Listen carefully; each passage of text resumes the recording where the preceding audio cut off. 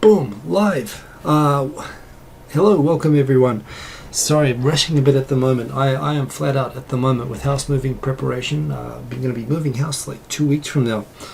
So new surroundings and yes, getting everything sorted out. As usual, a lot of stuff to talk about tonight. And where to begin? We've had 2 Shindo 4 earthquakes this week. In the whole 16 years I've been in Japan, we'd only had before the Great East Japan earthquake, I think we'd only had a Shindo 4 like twice, maybe in 15 years. We've had 2 in 1 week, both in very different locations. I'm going to talk about that in a minute. I'm going to be talking, of course, about the butter. Yes, I'll try to remain calm while I talk about that. I'm going to talk about some awesome new projects and some stuff going on in internet land at the moment, including a little bit of a collab that I've still got a message here. I haven't been able to. I had to turn on the PC to set this up, and I haven't been able to set up the PC for prolonged periods of time. But I've been doing a bit of a project with Pug-chan, who is the person who drew this icon, and we might see some more stuff in the sort of style soon. I quite like it. It's good fun. I think she's great, the stuff that she does, so hopefully I'll have some more kind of stuff to share with that soon. And yes, I can just see, let me go and pause the video over here. In fact, you know what, I don't even have to pause it. Oh, I do, that's right. How does that work? Does that work without distorting the... There we go. I can pause that so I can save some bandwidth. And okay, so that's all in perfect sync. It's great to see everyone here. So we've had some great shows lately. I just want to recap. If you missed the last Wednesday night show, which of course isn't any longer 2.5 Oyajis, but I'm using that as my own second show spot now. I'm going to try to. This is a really busy time. It's not a good time to be starting a new live show at the moment, but yes, I really do want to kick off. I've got to talk with Steve Miller about making sure that he's cool if we can do the first Wednesday of every month together for a news show, talking about his podcast topics, basically about news from all over Asia, including Japan, which I love to talk about. And the other one is from Kanto Kitsune on the 3rd week of each month to do a show like I did on Wednesday, or 2 Wednesdays ago, featuring new YouTubers and talking about YouTube related news and stuff. And there's a lot of topics like that today, actually, which I've also got in the Tokyo Tonight topics, to do a show centered around that, and to do 2 Japanese live shows if I can do that. The only thing is I don't know what's going to happen around the middle of the month when I'm moving house, and whether I might have to take a week off, but we'll see. And Zipper Dovlatian, yes, I believe it's a Powerpuff style. She's been doing caricatures of all the big Japan J vloggers in that kind of style, and I quite like it. I quite like that style of cartoon characters. I'm quite looking forward to seeing what else she comes up with. Since this is all at the moment looking good, the technicals are good. I'm gonna upload. I'm just gonna enlarge it a little bit so I can see everyone. As usual, huge crowd, great crowd of people in tonight. 49 watching at the moment, but yes, and look at that, we're already clocking the comments, so good to see everybody in here. Check out all the beautiful people here. Buttery earthquakes, indeed. So I mean, it's been a week of natural disasters. We had an island blow up. We were watching one area for a volcanic eruption, and it happened in a totally different place. We also have been looking in northern Ibaraki for a major earthquake to happen. And it happened, but it happened in the southern Ogasawara Island, like 1,000 kilometers south of Tokyo instead. So everything is, it's like Mother Nature is playing games with us at the moment. Although if you live in Japan, that is pretty much how it is all the time. So yes. Anyway, it's great to see. It's a good crowd in here. I would usually like to shout at everybody, but I just did that scan myself so that I can watch this back afterwards and see who is on there. And indeed, Sean Bro, Pug-chan is proving how awesome Aussies are indeed. Ricardo the Fairy, great to see you. Lisi, good to see you. But I'm going to resist shouting at everybody as much as I always want to do that, because I want to get into the topics, because we've got lots of stuff to talk about tonight. So let me get into that. Maybe do some music at the end.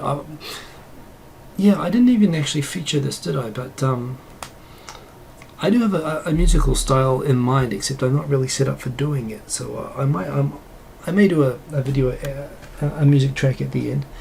But we'll see how I go through the topic. So yes, indeed, this is the Pug-chan character which she drew me. Although I've asked for some she's working with me a bit and doing a slightly modified, a couple of modifications on it. But it's pretty cool. I like that a lot. So let's talk about this first one. This is from, actually, you think this is from last night because you forget these things pretty quickly. But actually, this is from May 25. This is from, when was May 25? Was that like Sunday or Monday? I can't even remember anymore. It's like from Monday. So on Monday there was like a huge earthquake, a shindo 4. It was a shindo 5 something north of Tokyo, and basically it was so to remind everybody of what magnitude is and what shindo is, and why why shindo makes sense and magnitude doesn't, even though whenever you hear about an earthquake anywhere, it says shindo, it says magnitude. So you have to understand earthquakes as a massive release of geological energy, right? So basically an earthquake is a nuclear bomb going off underground. That's the way you should think about it. So what the magnitude says how big the atomic bomb that went off underground, how many megatons it was. So you can have a magnitude 5 or a magnitude 6. For example, and typically people associate the size of the bomb that goes off with the amount of damage done, and that's logical. A bigger bomb and more damage is what you'd expect. But the thing is that there are a lot of factors that go into how much damage an earthquake causes, right? How close you are to where the bomb goes off, how deeply the bomb is buried underground. Again, picturing it as a bomb, because what magnitude is, it measures the amount of energy, right? The total amount of energy released. So important point here. This was a magnitude 5.5, no real big deal, but it was shallow, and it was I believe it was an on-land epicenter, and it was in northern Ibaraki, just in the outer suburbs of Tokyo, basically. And so in Tokyo, we got a shindo 4 degree shaking, and there was a shindo 5 degree shaking up there. Now what shindo measures is how much damage is actually done, how much shaking is actually caused, and it's location specific. So here's the thing, if you're talking about magnitude, you're only talking about how big the bomb was, not how much damage it did. But shindo talks about the local area, how much the ground actually shook. So it actually makes much more sense, and it's based on two things. It's based on how much the ground shakes, the acceleration, and it literally means degree of shaking, shindo. But it also measures the impact. For example, there's actually a scale. 1 is detectable basically by machines, but almost undetectable by people, but a detectable quake. 2 is something that a person sitting down or lying down could detect, a human can detect, but probably normally wouldn't notice. A very gentle sort of a tremor, something like a truck going by. 3 is what you'd call a typical tremor. For anyone who lives in California who has experienced quakes, it's an earthquake. You notice things rattling in the room or whatever. It doesn't do any damage whatsoever, but it's a quake. But it's a small quake. It's what you typically call a tremor. And that if you're asleep, you might not notice, but you typically notice a 3. A 4 is a scary. Again, 4 is still at a degree that it doesn't do damage. And but it's just, once you start getting to 5 and above, you're getting into quakes that can do damage. The thing about 4s are scary, because 4s, you don't know if they're going to get bigger, and it looks like, they're bigger than a normal tremor. They're enough that they can shake a lot without actually doing damage to stuff. So 4s are where things officially start to get scary, and you start to be able to imagine damage happening even if it doesn't happen. 5, you have lower 5, upper 5, lower 6, upper 6, 7, and those are all basically how easily that's where damage happens. Lower 5, something which is loose, like these, I don't know, some of the stuff behind me might like topple over or fall off the shelves, books might fall over, paintings might fall, something like that, stuff might fall off supermarket shelves. And upper 5, an old building, not meeting modern earthquake standards, might suffer structural damage from that. Modern buildings won't. A lower 6, unlucky buildings meeting modern standards might get minor damage, and old buildings will collapse. Upper 6, even new buildings will get a bit of damage. Old buildings will suffer major damage. And 7, everything gets damaged. And we had a 7, of course, during the Great East Japan earthquake. So this is the scale, right? So in Tokyo we got a 4. We got a scary quake. They don't happen very often, but it was only a magnitude 5.5. This earthquake which happened last night, which was very large, in fact it was apparently the first quake in recorded history in Japan. Not even the Great East Japan earthquake was actually recorded as having been felt at shindo 1 or above in every single prefecture. It wasn't felt as far away as Okinawa. This quake last night, magnitude 8.5, so an enormous bomb went off, and it was actually felt, it was detected in every prefecture from Okinawa to Hokkaido, all 47 prefectures. It's the first time an earthquake's ever been detected in all 47 prefectures. So of course it was an enormous quake. And I got calls about it today. We heard there was a magnitude 8.5 near Tokyo, and there was. But here's the thing. One, it was about 800 kilometers south of Tokyo. It's about the same distance actually, and the same size as the quake, the Great East Japan earthquake one. But those quakes were on the surface, and when the quakes are on the surface, they cause the surface to shake a lot. This quake was 600 and something kilometers underground. So it was actually further underground than Fukushima is overland from Tokyo. Plus it has the distance away. So the fact that it was so deep, it was actually happening on the Pacific plate, which goes underneath the Filipino plate. It was happening underneath the Filipino plate, and apparently that's why it was felt so widely. It was like this huge bomb went off really deep, and so it just shook a really wide area, but didn't do a lot of damage, didn't trigger any tsunamis, because it was actually happening under the outer level of the crust. So it's kind of amazing actually, but it was a major big earthquake. But it was, in the sense of energy released, it was a very big bomb that went off. But it was all the energy was distributed very evenly and very far, and it was 4, and it was scary, and it was enough in some places. And in Yokohama, I think they actually got into the lower 5 and some upper 5s, and that caused power blackout. It caused trains to stop. It caused some elevators to get jammed in Tokyo, including in Roppongi Hills. So it did cause some inconvenience actually, which you get from 4 to 5. Basically anything more than 4. Also, you get things like elevators automatically shut down, because they don't want to run if the shaft is damaged, for example. And that happened last night, so it was significant, and this happened over a wide area. But at the same time, it wasn't a very destructive quake like a shindo 6 or 7 quake, just because it was so far away and it was so deep. So this is why magnitude doesn't really matter. I mean, it kind of matters. Sure, a big earthquake, a big release of energy happened last night, but in terms of how it was felt, it wasn't felt bigger than a 5+ anywhere. And that was only in 2 places, in the Ogasawara Islands and Yokohama. Everywhere else got like a solid 4. And yes, it caused butter shortages. You're right. I'm getting to the butter. Don't worry, we're getting to the butter. I'm going to get there. We're getting there. Okay. So two shindo 4 quakes this week. That is pretty freaking me out. Yes, here comes the butter. Get ready for it. Buckle up. We're going to talk about heat first. The heat in the Olympics. It's crazy that the Japanese government went and they, very helpful as usual, NHK.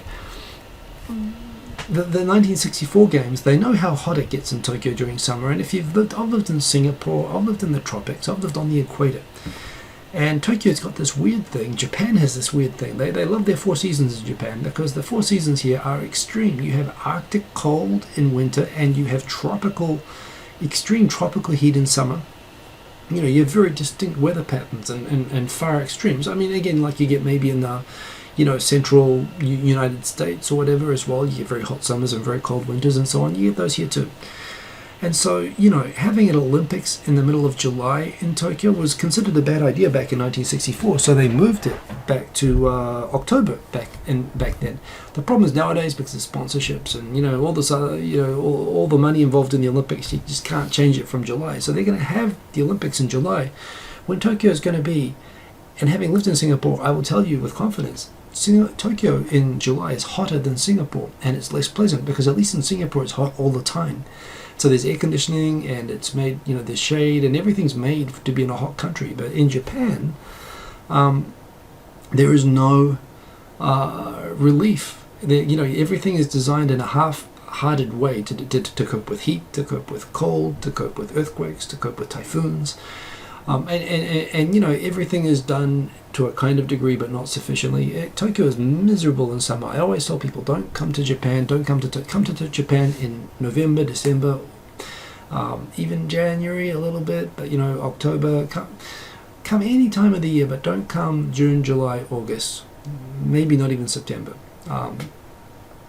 So it's going to suck, and they've talked about how to address this before in Tokyo, because it's not only global warming that's at stake. Tokyo has been getting hotter. There have been more nights that the temperature doesn't go below 25, which is an official tropical night by Japanese standards, and official days where the high temperature is 35 degrees or higher, which is called a extreme heat day. These used to be events in Tokyo that happened a couple of times a year. Now they happen sometimes for over every day for more than a month. People say, oh, that's climate change and global warming. It's not. It's the heat island effect. Tokyo has developed so quickly and so fast. There's now, 30 million people in the outer suburbs of Tokyo, where they've chopped down all the trees, they've put concrete over everything, and everything just accumulates and builds up heat like a sauna over Tokyo. And it's just the overdevelopment, the overpopulation of Tokyo that causes this. Plus, on top of every building, you can't have everything airy and open like you can do in Singapore, because it's got to be warm in summer.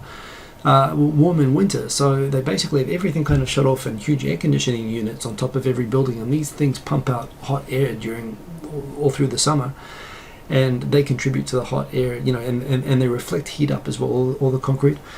So Tokyo's got this huge problem with this bubble of increasing heat over the city.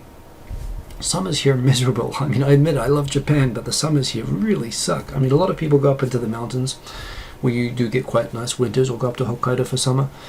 But I don't recommend coming here that time of year. But they got the Olympics here. So they've talked about in the past. I was involved in environmental research at time when they were talking about these problems in the past. And some of the ideas were, one idea which really caught on actually was called greenification. This idea that because green surfaces, parks, don't, they actually cool. They have shady spots, or at least they don't reflect heat like concrete. So there were actually tax breaks and subsidies and incentives given to buildings to put like grass or trees or something on the roofs of their buildings, which wouldn't reflect heat like typical concrete roofs do. That's all cool, but it's also dangerous to put heavy soil on the top of a building. It can cause, like in Israel a few years ago, there was a building that collapsed because there was too much weight on the top. It is actually architecturally a problem to put too much green on top of a roof, but there is in Tokyo a move to put gardens and so on now on top of buildings, and they get their incentives to do that, and that's kind of nice. And so they are trying to increase the number of trees and the amount of green, but obviously that's not going to fix it for Tokyo. So the other thing that I've heard of other plans, for example, pumping seawater through pipes close to the concrete surfaces of all the roads around Tokyo to actually cool the concrete with using seawater from below. It seems kind of crazy, and it's definitely there's not enough time to do a plan like that before the Olympics, but I'm interested to see they've decided, rather than just move the Olympics to a cooler and more reasonable time of year, that they're actually going to try to fix Tokyo's heat, and I would love them to do that, but I don't think it's possible. The other thing that happens with this crazy heat island effect in Tokyo is actually it's the heat island effect that creates this huge heat bubble, but it's also the fact that there are more and more skyscraper buildings, and you get this crazy weather that comes off the sea during the summer. The weather pattern switches, so it comes from the east and the south, and what it means is that when they hit the skyscrapers in Shinjuku, all the weather gets pushed up over it like it's a mountain, and basically it goes up and up and up, and from the south, if it brings all this moisture from the south, when it hits Shinjuku, it goes up into the stratosphere, and it generates these monster electric storms and hail, which basically just dump all over Saitama. People are trying to figure out why Saitama is getting all of these, and Gunma are getting all of these crazy storms lately, and somebody figured out it was because of the buildings in central Tokyo that were causing it. It's the over-construction in central Tokyo. So, it's kind of, I actually quite like, they're quite exciting to watch the storms, especially if you don't live in Saitama. If you're safe in Tokyo and watching them happening in Saitama, it's very exciting. Not so good if you're in Saitama, to be honest. But anyway, Tokyo's summer is kind of crazy. So many things about Tokyo are like traveling to the future, including, if you want to see what climate change out of control looks like during summer, come here, because you'll get a great example of that. Okay, the butter. Where do we begin with the butter? Oh my god. Okay, so here's the problem. Pag-chan, 9 a.m. concept class. Good night to you. Good night to you, Pak-chan. And I'm going to mail you back. I haven't been able to sit in front of Facebook. Thanks. I love what you sent me, and I'm going to give comments back. Have a good night. Get some sleep, and I'll give you some comments back. And thank you. Okay, good night, Pak-chan. Have to say that. No, that's because she did an awesome job with which you'll get to see soon. The butter. So, I'm a simple man. I come from a simple country. I have simple needs, right? And when it comes to agriculture and free trade in Japan, I come from a very free trade, very agricultural dependent country, and we sell a lot of stuff to Japan, and we're very happy to have Japan as a customer from New Zealand, and that's why I learned Japanese, because the government was promoting all New Zealanders, because we're selling Japan so many apples and kiwi fruits and stuff that if lots of New Zealand school students learn Japanese, maybe we can sell them more apples, more kiwi fruit, and maybe even some more butter. Who knows? But we take what we can. Japanese government's been very good to New Zealand, letting us in the door. And so here's the thing, of course New Zealand produces more than it needs with this stuff. New Zealand was founded as like a farm to just supply food to Britain and to Europe, and we got shut out of that, by the EU, and that's fine. So we had to find new markets, so we supply other countries. But the point is that if you go to Australia, you go to America, you go to Singapore, you go to a lot of countries with a reasonable degree of free trade, the concept of having shortages that are not global shortages, just based on domestic shortages, being unable to buy certain types of food products, is kind of crazy, right? And Japan is, it's a symbol of free market capitalism, of course. But here's the thing, as we all know, agriculture is kind of special. The reason agriculture is special in Japan is because if you ever want the most persuasive way I've ever had it put to me, I put to Japanese myself, free trade on rice. You pay 20 times the market price of rice in Japan. It's crazy that Japanese are suffering under these subsidies. Why not just let Japan have free trade and import rice from wherever they want to import it from? And they told me, look, the last time Japan was dependent on imports for food, and those imports weren't working as there were trade embargoes on Japan, was just before World War II. And when they went to go and fix their food problem by going into Asia, and it didn't work out very well. So this is why Asia understands Japan. Japan has it's important to Japan to keep self-sufficient with food. It's a security issue for Japan. And with rice, I get it, fine. If you want to make sure Japan always has enough rice produced domestically or whatever, I kind of understand from a regional security perspective, from keeping China and Korea kind of happy and, and all that sort of stuff. Let Japan grow its own rice, fine.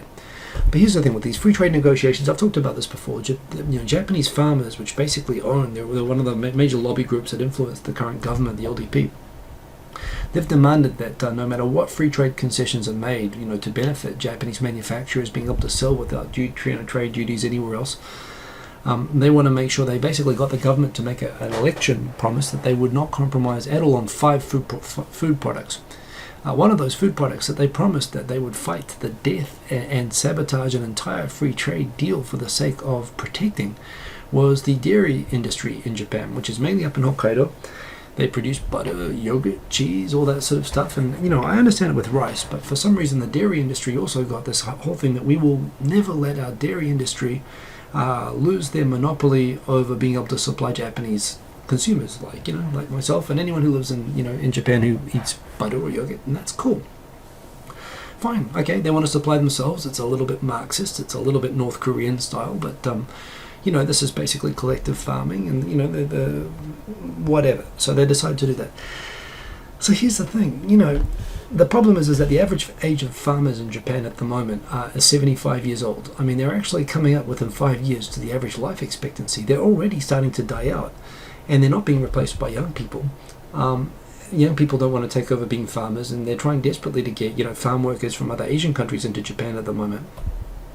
But basically, the farm industry in Japan is literally dying of old age, and as that industry dies out, the elderly farmers, in their 80s and their 70s, if they're not dying, they're not producing as much as they used to produce, and they're being kept in a very, very high standard of living, by the way, by all the subsidies that they get. They're getting paid money even if they don't produce anything, and that's literally what's been happening. They're not producing enough food, and yet they're still getting paid and protected from having to compete with imported stuff. And I can tolerate that, to the point that so long as there's butter that I can buy in the shops and it costs a little bit more, fine, this is Japan, food is more expensive, I can live with that. But the thing is, for the last 2 years now, while demanding special status and protection from us being able to buy cheese from Europe or from New Zealand or Australia, or being able to buy butter from wherever we want at market prices, for the sake of protecting these 75-year-old farmers, up in Hokkaido, who are dying, or if they're alive, they're not doing anything because they sure as hell aren't making enough butter.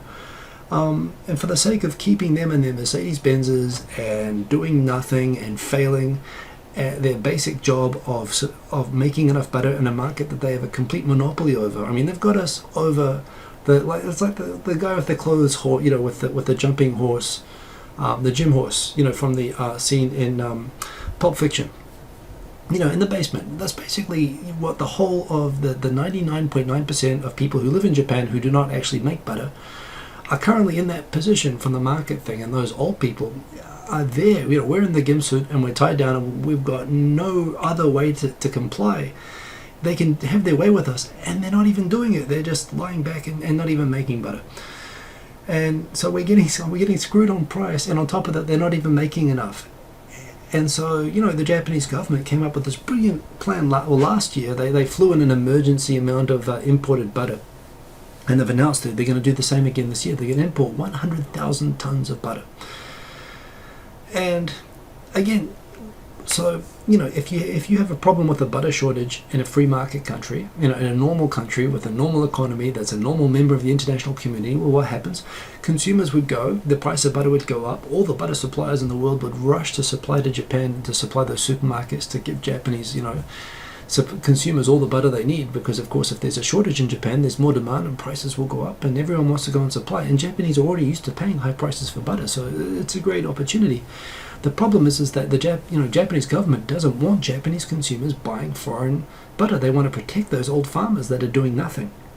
So in order to protect them, rather than allow us to go and just buy the excellent butter that New Zealand farmers and Australian farmers and American farmers and European farmers and everyone is standing by waiting to provide Japan with all the butter that they'll ever need, instead the Japanese government is going to go and use tax money. So on top of actually paying for overpriced butter subsidies to begin with, they're taking my taxes and they're going to go and buy 100,000 tons of butter from somewhere, basically to, it's like a commissary. It's like in the Soviet Union, where the government would go and actually artificially inflate the supply and supply. The government will be supplying butter, which we have to pay at exorbitant prices to subsidize these farmers who do nothing.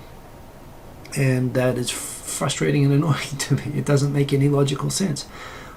If they were doing a half competent job, I could tolerate, not being able to buy the cheese that I want to buy from overseas.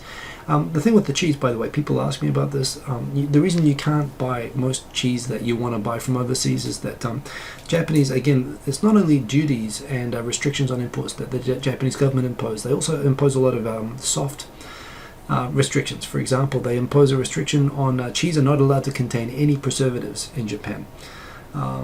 The reason that they have this is that the only way that New Zealand cheese could be made and that it could be sent to Britain and sold in Britain was if it contained preservatives. If the cheese doesn't contain preservatives, it can go bad fast, like within a few days. So you can't even put it on a ship. You have to put it on an airplane to get it to the market in time. So immediately taking out preservative, you eliminate like 90% of the world's cheese immediately.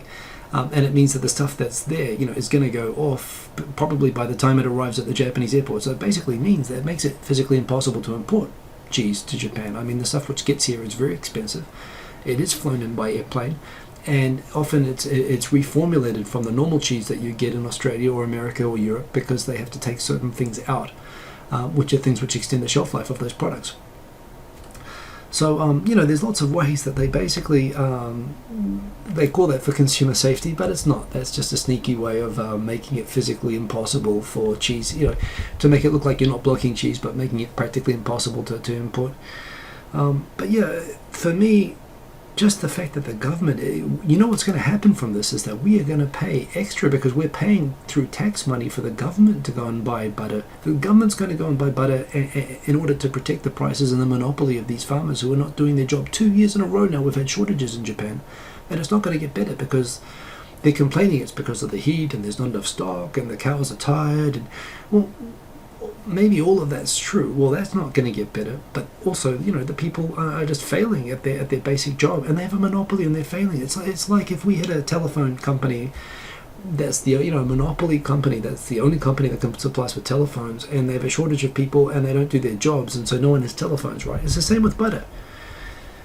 So it is crazy at the moment, and this is literally North Korea in terms of the way that the dairy economy is in Japan at the moment, in terms of both operation strategy and in terms of the actual supply situation. This is North Korea for dairy products, and yet the Japanese government is in America fighting in TPP negotiations to prevent the Japanese market for dairy products being opened up to competition and to free trade, which is completely absurd. I get it for rice, I get it for other products, but when the domestic industry has so abjectly failed as the Japanese domestic dairy industry has, I think they deserve to get thrown under the bus for this, for these shortages, and they shouldn't have been protected in the first place. I think they've lost any entitlement that they've had by failing. I mean, if you can't, when you're getting paid exorbitant prices and getting government subsidies and you've got a monopoly and you still can't meet supply, I mean, surely it's time for a timeout at that point. So it's insane, right? I mean, I'm in the biggest capitalist economy in Asia, or I guess China is, which is kind of ironic now, but it's North Korea for butter. So anyway, Mandy, thanks for the offer. We still, it's okay, I've got a stock, I'm surviving. It's just the ideology of the thing, it's the ideology of the butter that's killing me, and it's crazy. So anyway, the other stuff. So at the moment, there's of course the big thing that happened last week that I talked about. Jazza, Wazza told Jazza, Gazza says you got to stop with the taiji, with the cove, dolphin massacring techniques, the drive techniques that are used for both massacring dolphins and collecting them for aquariums. The aquariums are not happy. It's kind of understandable. So the Wazza or Jazza is saying that they're going to look at ways to breed dolphins, which is very, very difficult to do, but they're going to try to find alternative ways. It is, again, credit to Wazza and the lobby groups that, without acting like complete dickheads like Sea Shepherd was doing quite often. Although I know Sea Shepherd was involved in the lobbying, but they also did a lot of stuff which I think was very counterproductive, actually, to the image of dolphin campaigners and to that particular cause, if they wanted to advance it. But at the end of the day, this was the most effective thing ever to happen, in terms of the dolphin hub. It hasn't resolved it. Taiji is still defiant, the Wakayama government's defiant, and the Japanese government is defiant. But the Zoos and Aquarium Association has no choice but to comply at the moment, and that's what they're doing, and they're looking for alternative ways to to deal with this, and that's cool. So yes, they're looking at what to do now. Okay, yes, so I just talked about that. That's yes, that's right. It is a good one for the for the headline pun industry, I guess, but yes, I mean, seriously, between earthquakes and volcanic eruptions and Blatter being re-elected, the head of FIFA, and butter being out of supply, the whole world seems to be ending at the moment. I'm pretty sure these are the signs of the apocalypse. You heard it here first. I don't know. I mean, I think that's what it is. This is an interesting one. I haven't talked about this one for a while, but. Yes. Oh, by the way, so interesting comment I just see from Phoenix 787. You don't give a dang about dolphin hunting. It's just how childish and babyish the taiji hunters are being. Yeah. Well, I can see it from both sides, and you got to try to see it from both sides.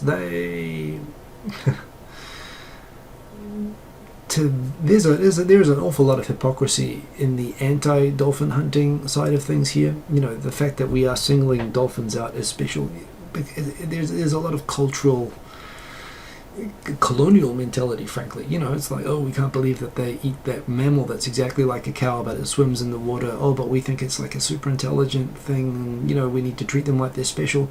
And that's a certain value that's held within a lot of Western cultures, that we kind of worship dolphins like alien mammals that live in the water and are more intelligent than us and will teach us where Jimmy's stuck in, like Flipper scenes and stuff like that. We watch Flipper. I love Flipper, and I don't want to see dolphins. I don't want to see Flipper get killed. But, frankly, for them, they've been doing it for long enough. They make a living off it. They eat the meat. And it's like hunting deer or, eating cows or whatever. And, they're a big mammal. They're a swimming cow, a smart, cute, cuddly, adorable cow. But yeah, they're feeling a bit picked on. I get that. I get that. But at the same time, the other pressure points in terms of thinking about the aquariums and stuff like that. Them saying exactly, we'll keep killing no matter what. Well, this is the point, though. They've been doing it until now because there's a market to sustain it. And this was actually the whole point of the Cove. The Cove movie, which I saw, got a little bit distracted. I think that I felt like they to people who are not familiar with meat eating as a problem, or as a thing, I don't see it as a problem actually. But killing large animals, be it a cow, be it a pig, if you search online for PETA and take a look at slaughterhouse videos and learn about how, even in meat production facilities, how most of our meat is produced. And if you eat meat, you should watch those things. I've watched them and they're horrible. And I was taken out hunting as a kid. I eat meat, by the way. Killing mammals is unpleasant business. And frankly, the Cove, there's a cheap selling point of the Cove and there's a legitimate point of the Cove.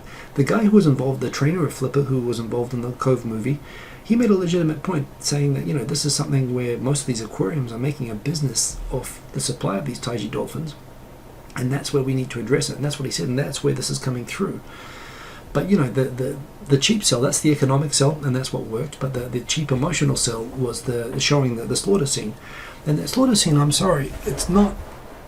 there are much, much worse slaughterhouse scenes that I've seen in PETA videos than in that scene from the Cove, and I've seen animals being killed before, and it's not nice, but that's kind of that's for the urban person who's never seen them, who's shocked to find out where their meat comes from of any sort. So they're doing it because it's a business. They're not going to. They say that they're going to keep killing no matter what, but yeah, they're not going to keep killing if there's no money in it. I mean, maybe they will. That would just be stupid. Maybe they would do it. However, I mean, maybe they'll eat it themselves. But the point is that in the end of the day, they're doing this to make a living. And if they're not going to make a living off it, they're going to have no choice but to go and kill other fish or something else, right? I say other fish. They kill fish. So they can be as defiant as they like, and there's some justification to them feeling like this is a bit, white man telling yellow man, how to live like a civilized person and all that sort of thing. And in Australia, that's exactly what it is. But Australia's always had that attitude towards Japan and towards Asian countries that they need to be told what to do. But the point is that it's gotten through. You can't just say that they're being childish, because this is the whole problem. And this is the whole way that white people look at the Asian world and anyone who has different values to them. I mean, the whole way that Christianity and white people wiped out the cultures of every country that they colonized. The Pacific, Australia, South America, because we thought that their cultures were childish.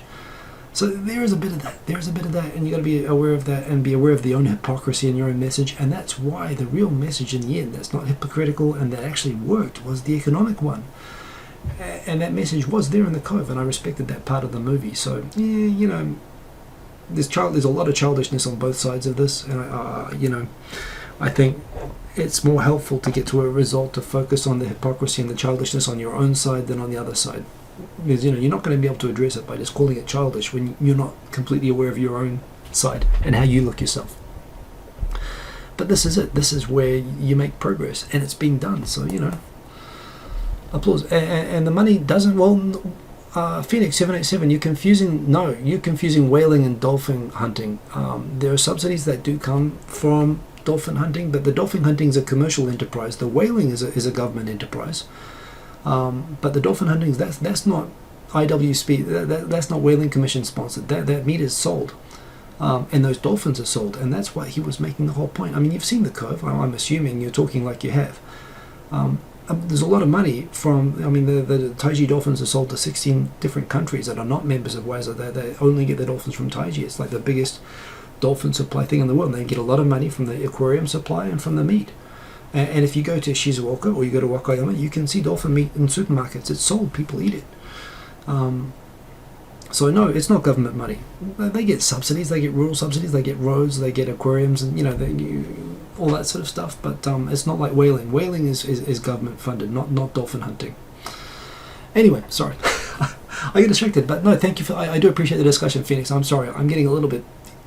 I'm sorry if I sound a little bit heated, but I'm not. I actually think this is a really good discussion to have. I'm horrible with this because I'm passionate about getting the discussion on the right channel more than I'm passionate about an outcome. For me, I'd help either side on this. I'd help the Japanese side get their message across, or I'd help the dolphin side get their side across. It's just frustrating to me because the debate is so off the rails every time I hear it from either side. That's what I find interesting. Which means I look at it like sport, which I guess makes me look horrible to both sides. But for me, I just want both sides to have figure out a solution, and there's no way to get to that. But that's why I think this is a really remarkable development that's happened in this last week. So anyway, talking about the story that I've got on the screen at the moment, this is something maybe a lot of people don't know about. Teachers have been awarded compensation for being forced to stand and sing the anthem in a school. This might be a bit strange, especially to Americans, I guess. I'm kind of curious to hear from the Americans here. As I understand it, it's very customary. The symbols of nationhood in America are kind of quasi-religious. I mean, I'm pretty sure they think that the Star Spangled Banner is in the Bible somewhere for a lot of people. New Zealand, not so much. We'd sing the anthem maybe once a year, at final assembly, and we'd need the words, and it's a terrible anthem. we sing it at the rugby. People have been actually better at singing at the rugby lately, but we've got a terrible anthem, so we don't really care. We're not a very nationalist country, but America's very nationalist, or patriotic, they call it there, but it's nationalist. And very passionate about state symbols, right? That, putting on the flag, and, we're supposed to touch some side, or the rules about how you handle the flag and sing, all this sort of stuff. So it might interest you to know that Japan didn't officially have a flag or a national anthem until Obuchi. It was after I came to Japan. It was about 2001 or 2002 when Obuchi, who actually, I think he died in office, but he legalized it. And part of the reason that he legalized it, part of the reason that those things were not legally recognized state symbols in Japan was the Kimigayo, the anthem, and the Hinomaru, the flag, are both emperor-related symbols. They were enshrined in the former constitution, in the Taisho constitution, which actually, so the Meiji constitution, which was the constitution up until World War II and was instituted Japanese democracy from the 19th century, which included, by the way, Japanese democracy included Taiwanese and Korean people. In Korea, Koreans were Japanese citizens and could vote in the Japanese democracy and had representatives in parliament. Korea wasn't just a straight colony with no representation like America was with England. It was actually more integrated with Japan, which is surprising to some people. Not equal on all counts, but certainly democratically, they had a lot more rights than a lot of typical colonies had. But in the old days, that was based on, I think, European constitutions that recognized a constitutional monarch, which was the emperor, and so it was recognized after World War II. When they got those high school students, I think it was like the Breakfast Club, right? They wrote the Japanese Constitution. They were given like a week, and they wrote this wonderful, letter to the teacher at the end. I don't think there should be any war, and we shouldn't have any, armed forces, and Japan shouldn't do any of the stuff anymore. And that became the Constitution. It was really amazing, and it's like the best Constitution ever, because it was written by a bunch of kids for somebody else. It's amazing. America wrote a constitution for Japan that it would never accept for itself, and that no other country in the world has ever accepted. But it's a wonderful constitution. So, yay Japan. But the point is, this constitution, of course, didn't mention all the emperor symbols, because at the time that this was written, it was so controversial. And the whole thing was that after World War II, you have the communists who were so suppressed by the fascist government during the World War II, which wasn't democratic anymore. Partway through, the military took over. So after World War II, when they locked up all the fascists and all the military people are in jail, all the communists came out and they're like, yay, we get rid. And there was some controversy as to whether to retain the emperor or not, which of course, MacArthur decided in the end to be for. But there was a debate around that time that the constitution was being drawn up. And during that time, the communists in Japan, they're one of the defining features of Japan Communist Party members, who make up 10% of the population, are that they reject the emperor system for Japan, and they see it as linked to the fascism and to the to the extremes of the war. And the Hinomaru and the anthem are emperor symbols. So another thing about the Communist Party in Japan is that it's just like labor unions, like truckers back the Democrats, and I don't know, employer associations back the Republicans, or oil drillers or something back the Republicans. You have these lobby groups that back political parties. In Japan, of course, farmers back the LDP, and teachers' unions have always backed the Communist Party. The backbone of the Communist Party in Japan has always been the teachers' unions, and the teachers' unions are ideologically very anti-war, very pro. They love the Constitution, because that was the Constitution that clean shop of all the the fascists. And that Constitution was supposed to protect their right to not have to be subject to fascism in the name of the emperor anymore. So when schools started using the Hinomaru and the anthem in schools, a lot of teachers and teachers unions ideologically were like, no, this is like World War II all over again. We're not going to do that. And they refused to stand up, and they refused to sing, and they tell their students not to do it. And this was actually, in some places, particularly very communist, strong communist cities like Kyoto, Osaka, Nagasaki, Okinawa, where the majority of people in those cities vote communist consistently. Although that's kind of changed a little bit recently. But a lot of those cities, those places, it became a kind of a big deal. And there were these cases where you had kind of conservative right-wing school boards that wanted people to sing the anthem and wanted to have the flag, and these teachers would turn their back and sit down and refuse to sing. And it actually culminated in a case where there was a law case between a school board and a teacher. A teacher was disciplined for not singing. This is like back in 2000. And when the school board disciplined this teacher, kind of suspended them from teaching for not singing the anthem, there was a suicide. The teacher committed suicide from the stress of it. So Obuchi, deciding we can never have this ever happen again, let's just make it completely unambiguous that teachers have to stand and sing. We're going to formally recognize the Hinomaru and the anthem as the flag and the anthem, so there's no ambiguity about that, so that there's no fighting anymore about this. So the LDP came back and basically said, yeah, teachers, we're not going to, you can't say that that's not the anthem as your excuse anymore. So they formalized it. And this kind of, again, there still are a lot of schools that they refuse to sing the anthem. They refuse to the teachers in front of the students, refuse to sing. They sit down through the whole thing. This happens in France, by the way, as well. A lot of French people don't like the French anthem because it's a pretty gory, violent anthem, actually. There's people in the French rugby team that won't sing the anthem before the game. But yeah, anyway, so there's 22 high school teachers which were actually put on suspension. Was this in Tokyo? I think it was in Tokyo.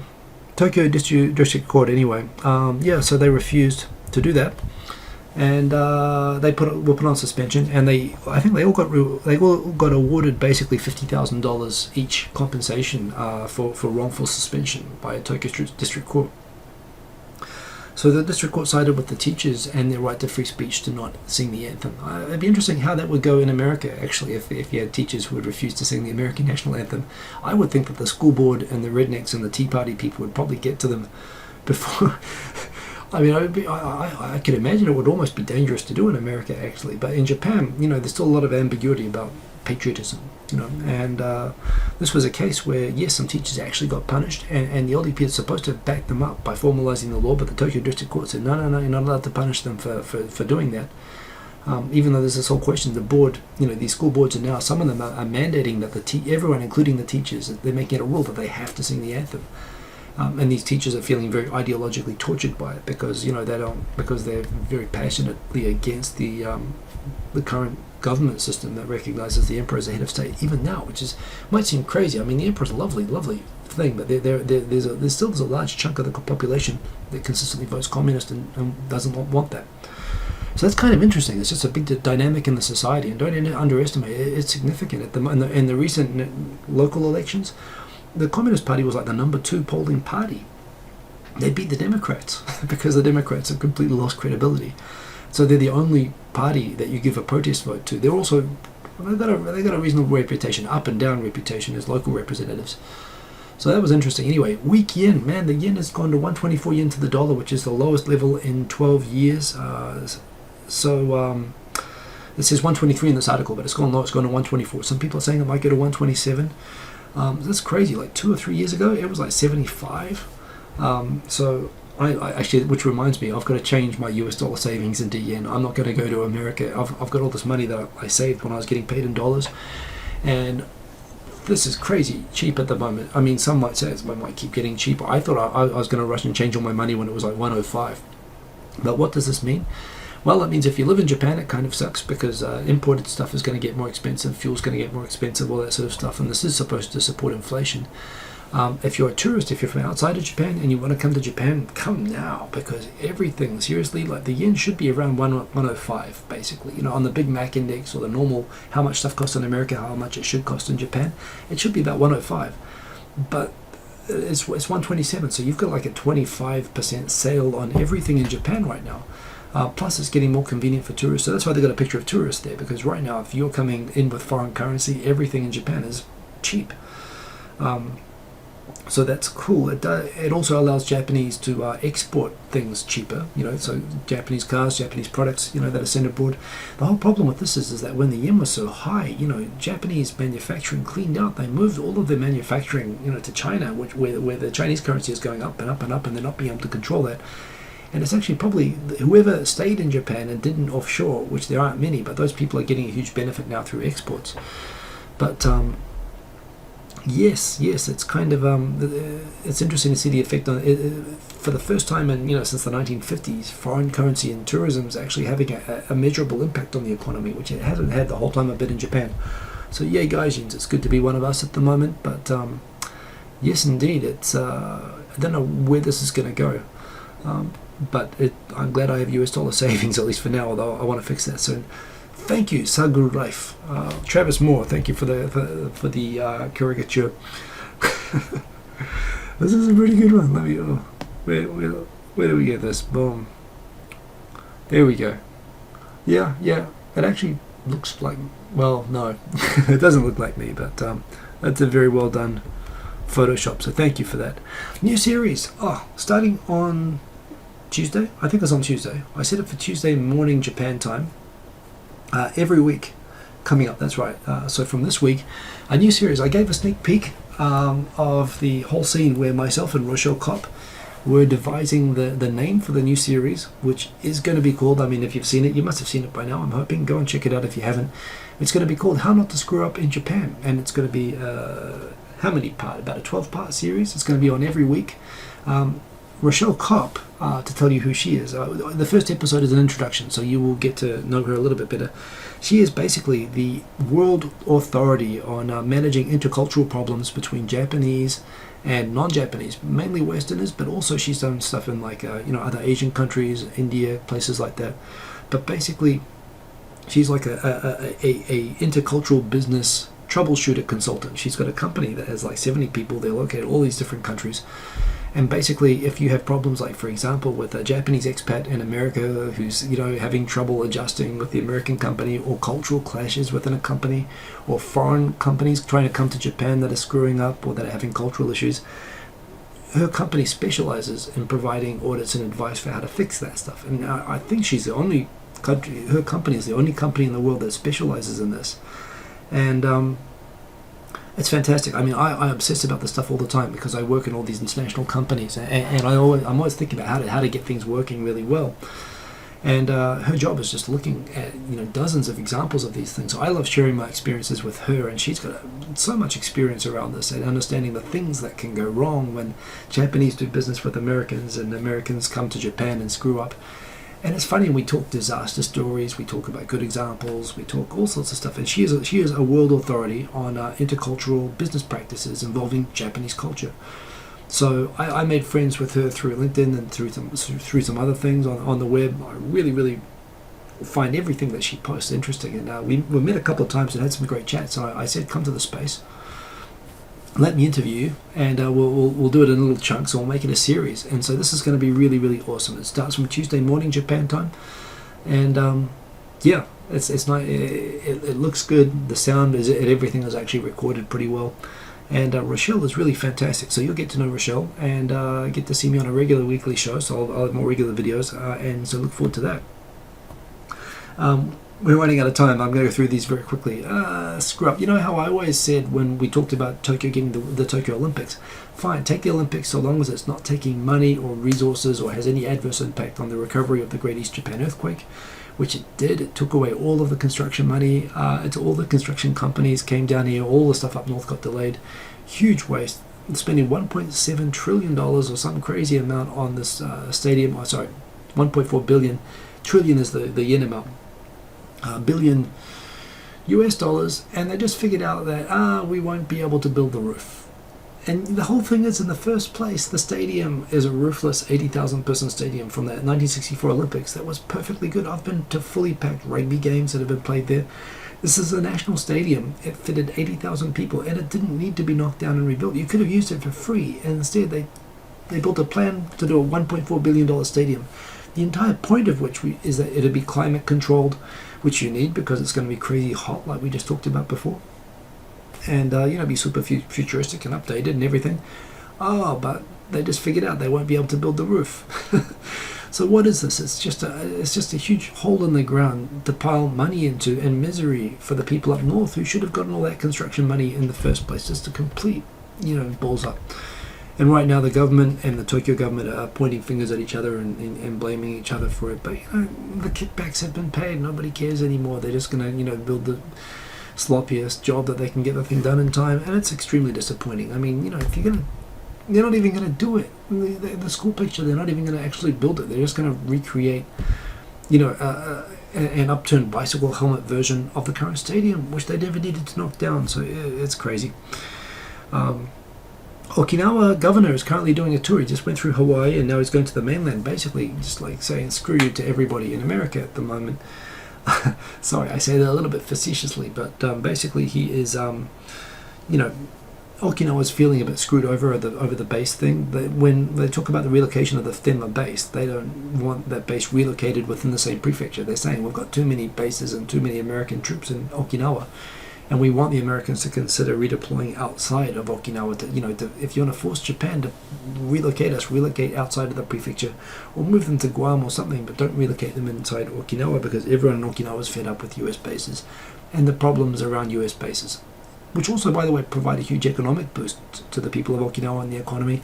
And a lot of people in Okinawa work in those bases, and Okinawa is the highest unemployment rate and the lowest economic efficiency thing of the whole of anywhere in Japan. But at the same time, there's a lot of voters who, a majority of people who came and they voted for this guy, Onaga, because he was opposed. He wanted these bases, or as many of them as possible, to be shut down and moved out. And he says he'll do everything he can as governor of Okinawa to block and obstruct and prevent the reconstruction of a new base, not on anyone's land. They're building it overseas. It's like an infill that they're building overseas, so it's not going to take away land. It's going to let them return all the land from the space of Tenma. So it does seem like a reasonable win-win, but so many people are just like, no, we don't want any military in Okinawa anymore, we're fed up. And he's the representative of those people, so he's going to go over to America to tell them that. He wanted Abe to tell them that, but Abe does what he's told by America, and that's part of his appeal points. So he's going over to tell them himself. So he went to Hawaii during the week, and the Hawaiian governor said, well, that's very interesting, so what should we, what do you have an alternative plan for us? Which he doesn't, of course, but except just get the hell out. That's what he's telling to everybody. I don't know that he's even going to be able to meet with anybody or be taken seriously.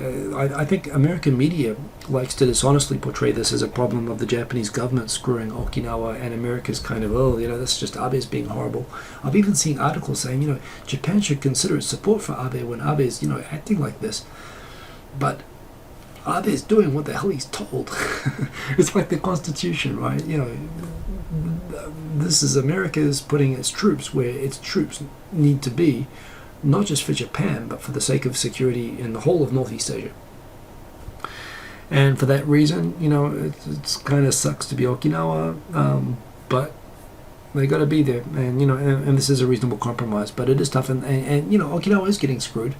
You know, there are some articles I was reading this week that they might take the Scotland option and even try to secede or something, which would be crazy. But there again, if they really are that dissatisfied with the deal they're getting, you know, frankly, I mean, this is the national government in Tokyo and Washington are doing a deal to screw Okinawa. You know, Okinawa might say, well, screw you guys back, but they're not that far along. They're not gonna. I don't think they're gonna get there. But you know, they are getting kind of screwed over, and the national government is trying to pay them a lot of subsidies and compensation for this whole thing.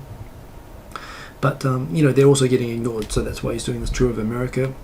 This is the magnitude 8.5. It's actually been revised to magnitude 8.1, and the depth they showed is 590 kilometers underground, but it's actually been revised to 630 kilometers underground. Very, very deep earthquake that was felt everywhere. The first quake in history to be felt in every single prefecture in Japan, to be recorded in all 47 prefectures. So it was a big quake last night, but fortunately it was so dissipated, it was so deep, it didn't cause that much shaking, although it did cause some havoc in Tokyo. GoPro is releasing, I thought they were going to release a theta type thing, but it turns out they're just going to release a mount, which, you know, is all very well, but you know, each one of those GoPros costs $500, and that's, you know, in that example, that's 6 mounts, and other people already make those. So I don't know. I hope that they're actually working not on a spherical camera rig. GoPro, go make a spherical camera, make a Ricoh Theta type camera, and I will buy it. They're also making a drone, so that's interesting. So all of the YouTube updates this week, I'm gonna very quickly go through the tech updates and stuff from this week. From Google I/O, a lot of stuff with YouTube stuff. One very, very cool thing is that finally the gyroscope thing, for you've seen my 360 videos, for example. I mean, I think I'll play this one. This is my own video. I can play this. This is my own video. That's right. I'm connecting to the HDMI, so I can't simulate it at the moment. Oh, wait a minute. There we go. So I can't show it to you at the moment, but basically, if you, like what happened with the Android phones, if you play a 360 degree video, you can actually tilt the thing around it up and down and look around the video. Like it worked with the YouTube app, but it didn't work with Apple phones. Now it works with Apple phones too, so that is awesome. Also, Google Cardboard is coming to iOS as well, which is awesome, and apparently they're going to be available from YouTube Spaces, so I'm going to go and book the YouTube Space in Tokyo and try to get one. Which reminds me, Gaijin's coming back to Tokyo, and I'm going to try to get him into the space, and we're going to maybe shoot some stuff together. But I'm going to record some stuff about how he makes his videos, because his videos are awesome, and he's a mate, and it'll be good to catch up with him. Lots of cool stuff. I won't talk about this at length, but of course, you know, China's been doing exactly what it's been telling people it shouldn't do in what Japan shouldn't do with the Senkaku Islands. It's doing with the Spratly Islands, and being kind of a dick. Oh yes, Mariko Lockridge, fantastic show with her last week. If you haven't seen it, go and watch it. How to be a globetrotting creative freelancer. So she's a really interesting girl, half Japanese, grew up in America and Japan, third culture person as she described it. It was a great conversation. I really enjoyed talking with her actually. Really recommend going back and watching this one. She does a lot of really interesting creative projects and stuff, and she contacted me afterwards about she's involved with the creation of a reality show for Fox TV at the moment up in Karuizawa, which is going to screen from September, and it's kind of interesting. I got shown the homepage. I'm going to distribute it and show some of the people involved in that. There's a possibility. I don't know. I was talking with one of the people involved in that show, and Marco said, "You got to meet this person." I haven't met her, but we kind of Facebook messaged, and she's very nice. I mean, what can I say? So it's possible that we might do some more collaborations and stuff. That we might do something around that. It'd be kind of cool to get a Japanese reality TV show person on this and have that conversation. So maybe on one of my Wednesday shows or on 2.5 Oyajis we'll get that. By the way, 2.5 Oyajis last night with Atomic Boy X had some very, very awkward moments, as you would expect given the subject matter on being gay in Japan, but it was a very good video, so go and check that out as well. But this Mariko video was really, really good, and she's lovely, and she's hooking me up by the looks of it with possibly another awesome show as a follow-up show. So yeah, that was really, really good. Go check that. Volcano eruption, boom! Yeah, everyone's looking at Hakone, south of Tokyo, and everyone's waiting for that to erupt, and this island just explodes in Kagoshima. Yeah, it happens. It's Japan. YouTube. Yeah, I want to do a rant about this, but we're over time. But I'll do the quick rant. So collections, so basically, if you're like me and you subscribe to like 500 channels, it's nice to be able to group stuff by like American English videos, Japanese videos, J-Vlogger videos, so I can watch, whatever I'm in the mood to watch, like a TV channel. And that's what I want to have. I want to have curated TV channels that I can just watch on my TV like a normal TV thing, and just watch the latest stuff from, accumulated channels or lists or whatever, like on Twitter lists or whatever. That's how I want to watch YouTube, actually. Whatever I'm feeling like. Do I feel like watching college humor today, or do I want to watch Vice News today? But not just that one channel. I want to aggregate and manage myself what content I download. Google's never really gotten that far. They did offer lists at one point. They kind of rationalized that into these collections, which are not very satisfactory. They don't actually have a playlist feature or auto playlist or anything like that. But they didn't have this way of at least grouping and organizing your channels, but they've just gotten rid of it. So now I'm back to just 500 random channels all over the place on a subscription feed, which is okay, but I hope that it's being replaced by something better. But it's gone anyway, and it was something that was convenient. I don't know why it's gone. It's not very clear, but they've discontinued it. And I think YouTube has to figure out how to make itself more TV and more lean back friendly. I know that they've tried this. I know this is the endless thing that they have, but for me as well, I don't have a lot of time to watch videos, and I want to watch videos, but for me, it's going to the living room and not having to go and click on every single video one by one, even to add to a playlist. I don't want to do that. I just want to be able to watch it like it's on TV, to turn it on my TV and have nothing but the YouTube channels that I want to watch as TV shows. And this was one way of getting close to that, but yeah, it's gone. Sucks. Google, in addition to releasing Google Cardboard in the Spaces, they've also set up a 16-camera, 3-dimensional, 360-degree camera rig involving 16 GoPro cameras that is also going to be made available in each one of the YouTube Spaces, which I guess means Tokyo as well. So I just messaged, I booked and I messaged. I didn't see it on the product on the equipment list yet, but I am going to get that and play with that if it's available to me to book. So that was cool. This was the quake last night. As you can see, it was very big. It was registered magnitude 8.5. It was actually revised to 8.1, but it was still really big. Kung Fury, I watched it yesterday. It was so awesome. Atomic Boyax had a different opinion. He thinks it'd be too much as a feature film. It's just too chaotic. But man, when you can have Vikings riding Tyrannosauruses, killing Nazis with Kung Fu, I think this was like with David Hasselhoff. I don't know, what else could you ask for from a movie? This is like the awesomest thing ever. I'm losing my voice. Thank you for that, man in Japan. That was cool. It made the thumbnail for tonight. Pardon me. Yes, a huge kite, 700 kilogram flight kite crashed today in Gifu Prefecture, and really injured an old fellow who basically crashed into a crowd. I'm thinking, are they going to regulate these things like drones now? Because one little plastic drone crashes and they're passing a law against it. And that is it. Those are the topics. I got through it. My voice is crapping out. Shall I do some outro music? I would like to do that, but yes, indeed. That is pretty much it. I think I got through. So I will switch over to an outro track. There's one track which I've been listening to again this week, which is I'm a huge Norman Cook fan. For those of you all know who Norman Cook is. Norman Cook is Fatboy Slim. But before that, he was a member of he's been in rock bands. He's been in a cappella groups. He was he's the man behind like Pizza Man, Beats International, and I like all this stuff. One of my favorite Norman Cook tracks ever is a cover of In the Ghetto, the Elvis Presley song done by Beats International. And I dug it up. I was listening to it. I just think of that song randomly whenever I think of the ghettos, the Gaijin ghettos in Tokyo. And it's got one of the best beat lines of any track ever. It's got a fantastic snare on it, and it's just got a really good kind of... And the video was shot at a concert of Beats International playing in Haiti. It was just an awesome video, and I like playing that, and I would like to do a video. Okay, but Daniel B is saying do an outro track which goes with Kung Fury. Well, okay, I'll tell you what. Let's do, yeah, I like it. Challenge accepted. The first thing is I need to, because I'm in house moving mode, I've got all my headphones tangled at the moment. So if I can extract a headphone from all of this, let me set up 80 sounds. The thing is that this thing is not very good for 80 sounds, though, the old Korg, but let's give it a go. I'll tell you what, in that case, I will use this and this and get the camera set up. Okay, give me a second to get all this set up, and we'll do an outro.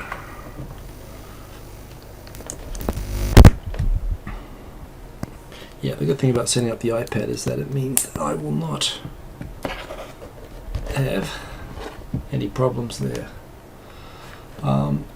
So let me go into, okay, that's it. Now let me just check.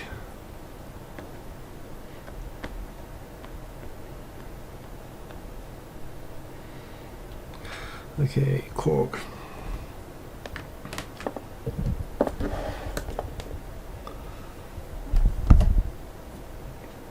Okay, let's just check that we have sounds. New. Yep, I'm sure. So,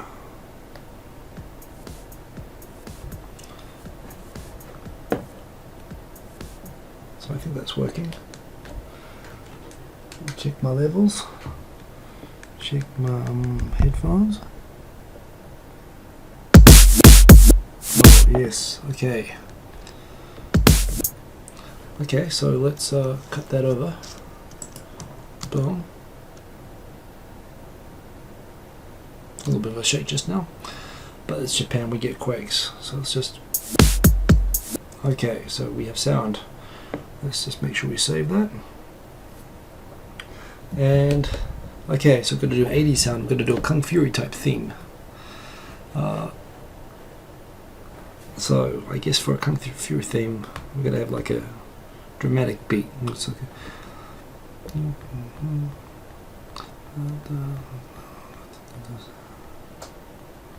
for some reason I get 160 beats per minute when I think of a dramatic beat, so I'm going to stick with that. Electric house is cool, but for 80s, I guess we're thinking more probably a rock beat.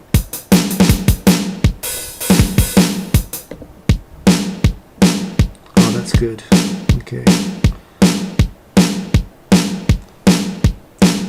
Okay, so we need like a hi-hat to come in after that.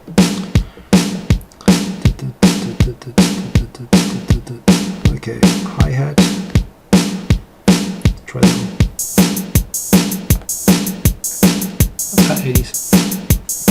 Oh, that one. Ah, nah, you can see the screen bit this way.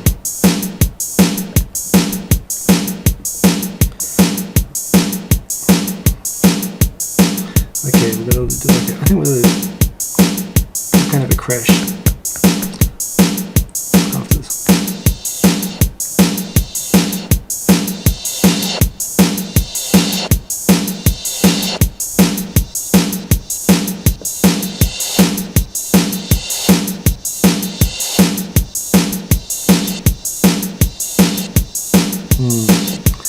Maybe try something different to that. And make this 16.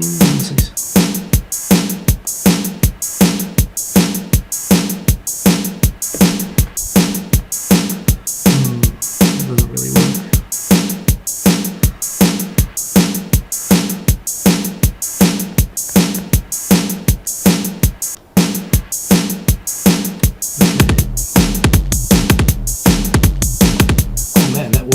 What was that?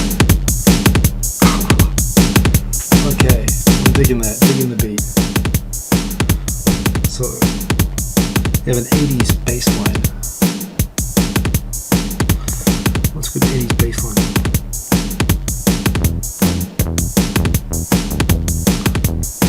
Wow, that just, right off the bat, that just worked.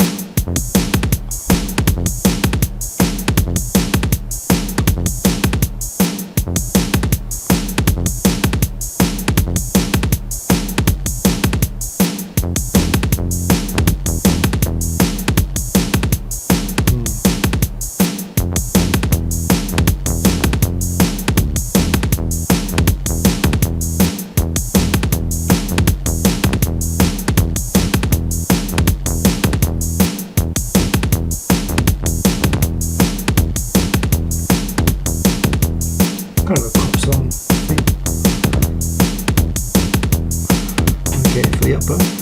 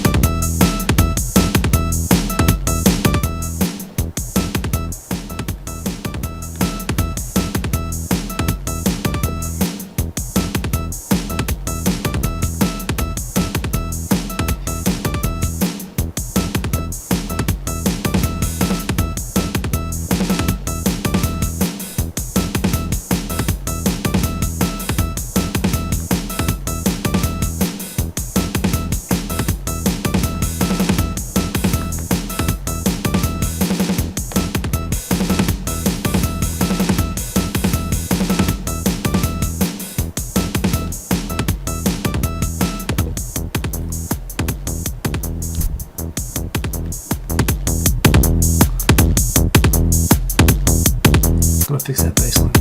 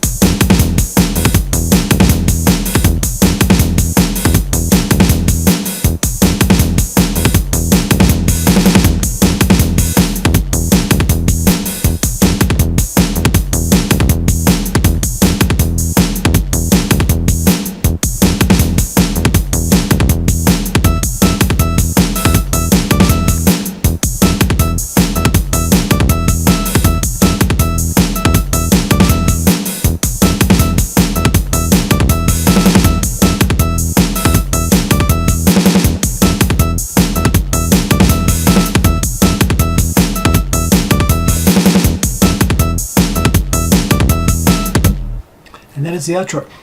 I'm going to clean that up a little bit. It is what it is. Miranda, all criticism welcome. It's just a bit of fun. But yes, hope you enjoyed the show and see you again Wednesday night. I'll hopefully do something else Wednesday, and I'll see you guys again soon. 2.5 Oyajis next Saturday night, 11 p.m. Well, hopefully we'll have a good show for that. Hopefully on my channel, but we'll see what happens. And see you all again soon. Thanks for joining, and see you guys later. Peace. Turning it off now.